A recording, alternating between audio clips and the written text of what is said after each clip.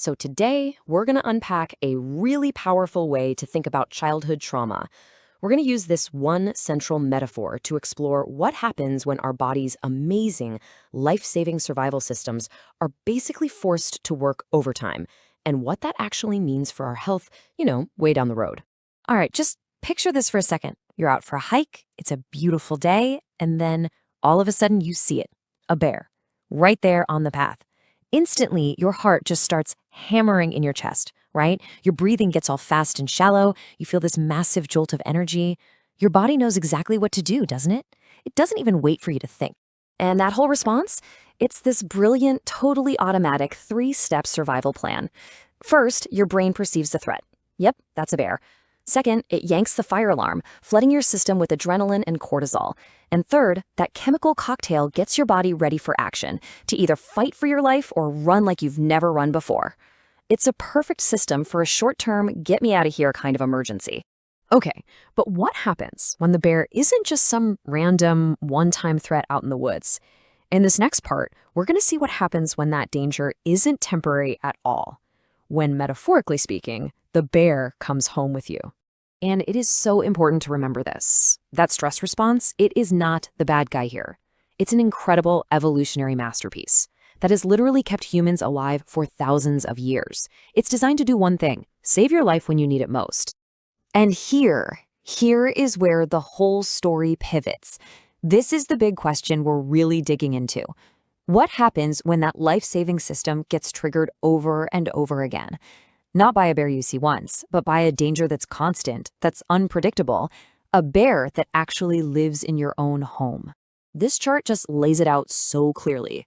You've got acute stress, that's the bear in the woods. It's temporary, it's rare, it's a survival mechanism, and when it's over, your whole system hits the reset button and goes back to normal. But then you have chronic stress, the bear at home. That's constant. And it turns that amazing survival tool into a serious health threat. Because the system never gets a chance to reset, it just gets overloaded. So what's really going on inside our bodies when we're stuck on high alert all the time? Let's dive into the actual science of it. Well, it pretty much all comes down to something called the HPA axis. Now that stands for the hypothalamic pituitary adrenal axis, but you don't need to remember that. Just think of it as the mission control for your body's entire stress response. It's the circuit that flips the switch to release all those stress hormones and, just as importantly, flips it back off again.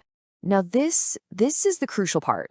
For kids experiencing chronic trauma, that HPA axis, that whole alarm system, it gets rewired. It's like the switch breaks, and it just gets stuck in the on position.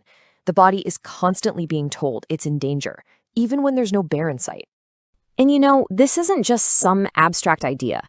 Scientists and doctors can actually measure the impact of all this stress using a tool called the Adverse Childhood Experiences Score, or ACEs for short.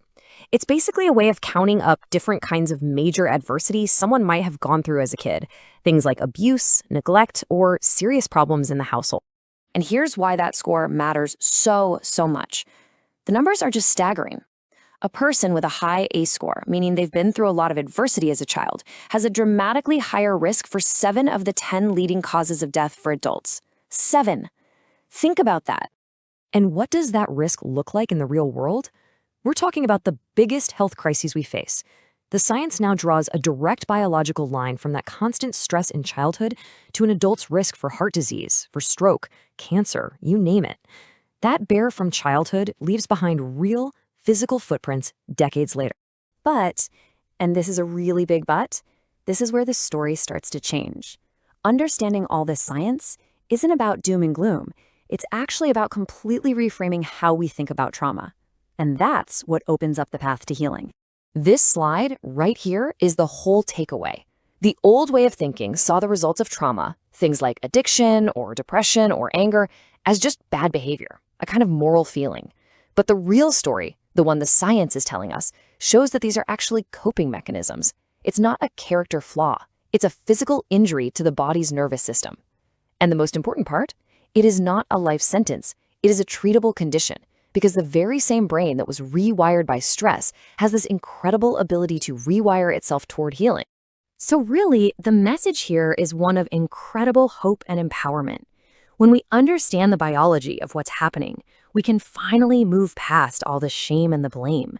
It lets us see the root cause and start focusing on what really matters, finding a real path to recovery, one that actually addresses the injury and helps the brain and the body finally learn what it feels like to be safe.